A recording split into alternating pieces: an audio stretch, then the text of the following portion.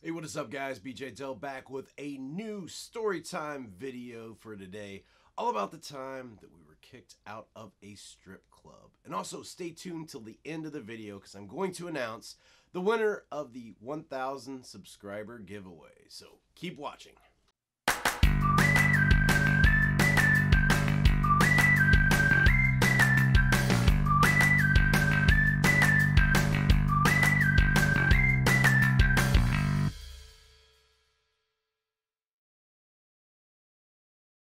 Alright guys, so let's jump into today's video. Like I said on the intro, this story time is all about the time where we were kicked out of a strip club. And I want to start the video off with saying, number one, this is not a dirty story, it's clean, so if you have prying ears in the room, you don't have to worry unless you're offended by the term strip club. I promise it's a clean story. And honestly, the strip club part is just the beginning of the story. It actually goes into a much larger story from there. So stick with it, stay with me, watch me as I draw this cute bunny on the screen, and let's go. So this happened, I'm thinking 13, 14 years ago, and my friend who I had met at a job where we both worked was getting married, and him and his fiance became very good friends with our entire family. My wife and I both were friends with them, you know, and we brought our kids along when we did cookouts over at their house, or when we had, weekend nights here that we hung out, or we did 4th of July barbecues, stuff like that. So we were all really close. They were getting married, and my wife was in the wedding, I was in the wedding, and our oldest daughter was in the wedding. I think at this time, our youngest daughter was just too little to be in the wedding, but the oldest daughter, she was going to be a flower girl. And this night in particular that the story is about was the night of the bachelorette party. So this evening happened the night prior to the wedding. I know sometimes, bachelorette parties might happen the week before or a few nights before, but this was one of those ones that, due to his family being in town, it actually happened the night before. And it was really cool because, being friends with him for a while, got to actually meet his family. He had brothers. This friend that I had, he was actually from Jersey, so he was a Jersey boy through and through. And, would always hear stories about his family and his brothers, and some of his friends showed up too, had heard stories about them over the years. So it was kind of nice putting, faces with names and knowing the people that went along with so much that I had heard about over the years. So anyways, we decided to have the bachelor party actually out of town. The bachelor and bachelorette parties were on the same night. My wife didn't actually go to the bachelorette party. She decided to stay home with the kids. So this was just a night out with me and my friend and, his crew of family and friends from out of town. And we had them separately. So I think her side of things, the fiance, it was all stayed in town. They were going to some bars here. And like I said, we decided to take him up to a strip club, and we don't have any of the gentlemen's clubs here in town. We're a little too small for that, so we had to drive about an hour north for that. So we had a couple of cars go up, couple designated drivers, and we went out to have a night to celebrate his last night of freedom. Of course, everybody was dressed to the nines to go out. Me, myself, I don't really like to dress up that much, especially for occasions like this. If it's a wedding or a funeral or something that, demands that I dress up, I definitely will, and, try to look appropriate. But for something like this, I just didn't really care that much. So me personally, threw on, a pair of jeans and a t-shirt, and I'm good to go. They, however, had to dress in their finest. My friend in particular had gone out and purchased a $100 button-down shirt to wear to look super dapper, and the reason that I know it was a $100 shirt was because he talked about it numerous times throughout the night. He couldn't shut up about his shirt. He was so proud of this shirt, which I think was a little part of the Jersey in him. And no disrespect from anybody from Jersey if you're watching this. But anyways, we all rolled up the hour trip north and went to the gentleman's club up there. And I guess not a frequent flyer of such clubs, but I guess this was a nicer one. And they had, special things. If you compare it, I guess, to say like think of like a TGI Fridays or an Applebee's, to where if you go there for a celebration, say a birthday, you know, they do the cake and they bring that out and the servers dance and sing to you, and it's a big thing. So this club actually had a similar type of thing for bachelor parties, but instead of a birthday cake and the waitresses and waiters and, you know, coming out and singing, instead they had what was called a shower dance. So a shower dance basically would have the bachelor come up on stage. There was a chair set up and he would sit in the chair. Then there was a shower head over top with running water, and he would have that fall on him as he got the dance from the dancer. So we went in, you know, of course, told them that he was there for his bachelor party, and later on in the night, they went ahead and called him up on stage, where that's about the time everything went south.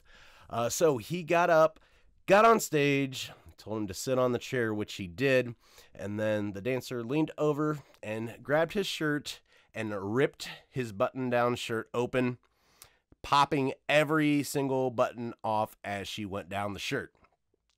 Mind you, this was the $100 shirt that he was super proud of, and he was not happy, to say the least. He went into an absolute rage, stood up, tipped the chair back, started yelling at the dancer how she was going to pay him for his shirt.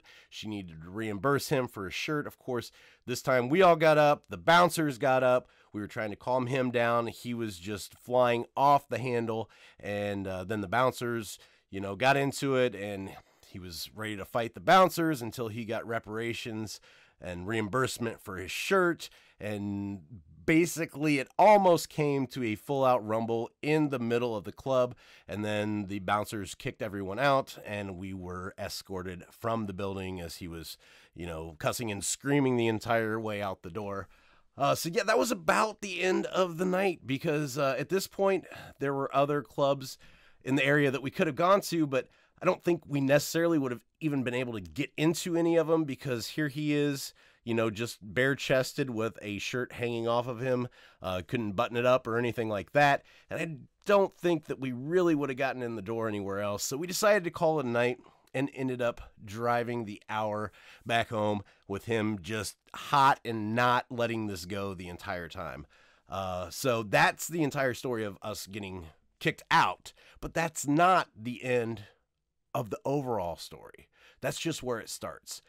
So we get back into town, and we decided to find the fiance and her bachelorette party, see what they were doing, and just go ahead and meet up. Plans changed since they weren't doing anything crazy and we're just kind of bar hopping. We figured, hey, we just might as well meet up and make the rest of the night kind of a group type of thing. So he ended up calling his fiance on the phone, telling her what had happened, and seeing where her and her girlfriends were at, which she replied she didn't know. So I guess they had gone to a bar, and one of the other girls in the party had seen somebody else there that they knew, and they were having a house party, so they ended up at this house party, and she said, that's where we are now. Okay, well, where's that? We'll come and, you know, drop by there, and then we'll all meet up, and we'll go back out. Well, she said she didn't know where it was. She knew that they were still in town somewhere, but they didn't know exactly where. And this is the part I don't remember exactly, because I think with being 13, 14 years ago, I don't think like he did like a find my phone or pinged her phone or anything, because I don't know if that really existed on the phones we had back then. I can't even remember. But anyways, we found finally where she was, and this is when everything started going south again, because she said she didn't know where she was, and they didn't know what house they were at or where it was. They knew it was in town. And once we finally realized where the house was, it turned bad, because that house was actually on the same street where my wife and I used to live.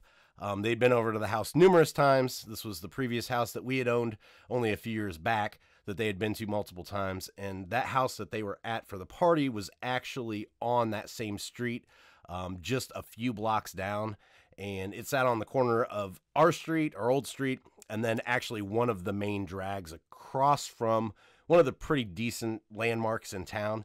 So everything just seemed really off and fishy. And of course, he was already upset by what had happened earlier at the club, and this just kind of threw him off even more into a rage, and just decided, you know what, I'm done. We're calling it a night. You guys can go and stay at the night at your friend's house, because that was the plans anyways, because you don't spend the same night together the night before the wedding usually, because it's bad luck to see each other the next morning, the whole wives tale type of thing. So parted ways. She went with her friends back to their house, and then we all went with him back to him and his fiance's house, and basically hunkered down there, had a few more beers and called it a night. So woke up the next morning, and me being the parents and the married guy already, I'm kind of like the responsible one to get up and check on everybody. Like, here's the day of the wedding. Let's make sure everybody's awake, make sure nobody's hungover, get everybody up and dressed into the church. And went into his room, and he was still passed out. And, I shook him awake and said, "What's up, dude? Hey, you getting up? It's your big day. Let's get going." And he's like, "Yeah." He's like, I didn't sleep last night. I was up all night, like, thinking and talking, and I was talking to my family and stuff. And I decided I can't do this. So you can't do what? Oh, I can't do this married thing. I can't do it. I'm going to go ahead and just call it off. Okay. So my reaction was, what? How are you going to call it off? Like, today is the wedding. This isn't something that, you're still in the planning stages of. You've got people that have driven, hundreds upon hundreds upon hundreds, thousands of miles. You've got your entire family, your friends from out of town are in town. Obviously, there's no way to even get a hold of everybody right now. Like, they're probably getting ready and headed to the church and everything like that. What do you mean you're calling it off? Like, you can't call it off. There's no time to call it off. He's like, yeah, I decided I'm calling it off. At this time, I think his mom had already got dressed and headed to the church. The church was a little ways out of town, so she was going to go there and talk to the pastor and talk to the other family to let them know and kind of greet people as they drove in, I guess, to the parking lot and say, "Thanks for coming, but there's not a wedding today." So, I checked with him, made sure if he was 100% certain, because I said, this is a big decision. You guys have been getting ready for this for a long time. You guys have been together forever. And he was really dead fast set on not going through with it. So that was pretty much it. I decided to go ahead and call my wife to let her know. So she answered the phone, and I asked her where she was, and she said that she had just left the hairdresser. Her and my oldest daughter, they had just gone to get their hair done for the wedding. And I said, "Well, does it look good?" And she's like, "Oh yeah, it turned out really good." I said, "All right. Well, we might have to get some pictures later on, like, of the girls playing or just out in the yard." Or she's like, "Well, yeah, we'll definitely get pictures at the reception and at the wedding." I was like, "Yeah, that's the thing. We really can't take pictures there." And of course she was confused and said, "Why wouldn't we take pictures there?" I said, "Well, because there's really not going to be a wedding or a reception." And she just replied, "What?" And I then had to proceed to tell her that he had called off the wedding. And I swear it was like me telling my wife that I was calling off our wedding, since she had just, gone to the hairdresser. They just paid the money to get their hair done, and just left there. She was absolutely livid and lit me up on the phone. "What are you talking about? You mean to tell me why would..." And of course, my response was, "Hey, I didn't call the wedding off. It's not my fault. I didn't do it. He did. Don't kill the messenger. I'm just telling you what happened." And of course, then had to tell her the whole story.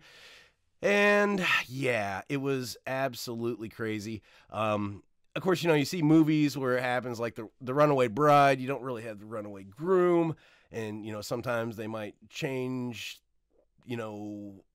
dates or set it off for a little bit a few weeks before. Or in, some movies, it happens the day of. I've never actually seen it happen in real life, but I was a part of it this day, and it was pretty nuts. And you would think that's where the story ends. But it's not where the story ends, because it gets better than that. So, of course, since the wedding was called off, the fiance was pretty upset, and the relationship was 100% done at this point. So, fast forward, would have been months and months and months down the line. They went their separate ways. But her mom, which would have been his mother-in-law, had actually, I think, co-signed or signed on a vehicle for him. And I think there was also parts to his business where she bought equipment for his business. And, you know, they had a contract where he was going to make payments to her on the vehicle payment and as well as the equipment payments. And after the fallout, he did not continue making those payments. So they ended up taking him to court. And that, I mean, is a normal thing to do, and it would be a normal outcome to this.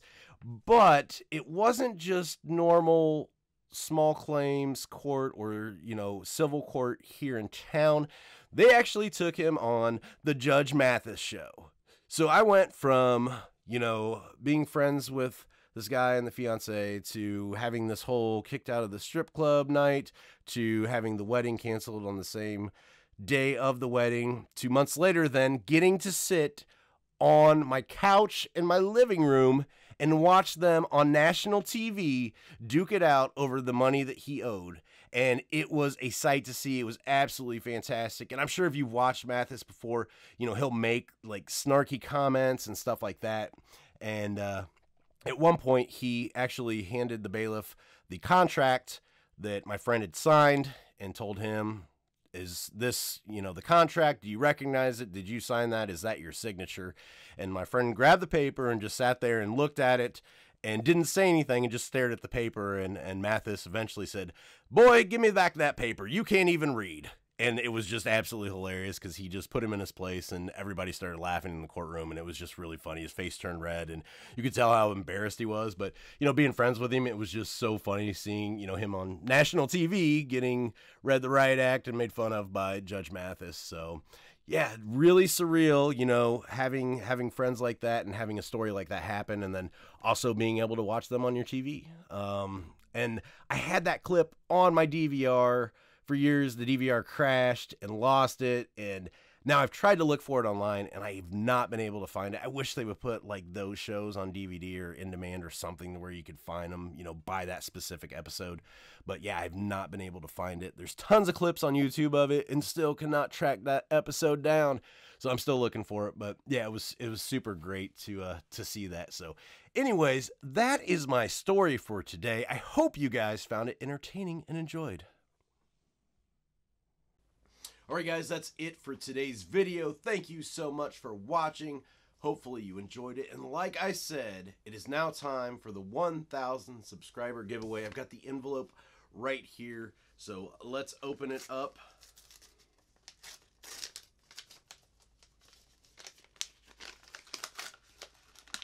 If I had a drum roll, I would do a drum roll here. And the number selected was 333. It's the old only half evil joke.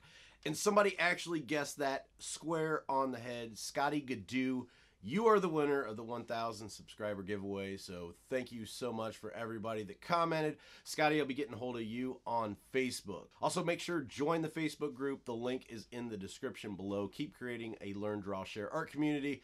Love to see you guys over there. And once again, congratulations to Scotty. And until next time, keep creating.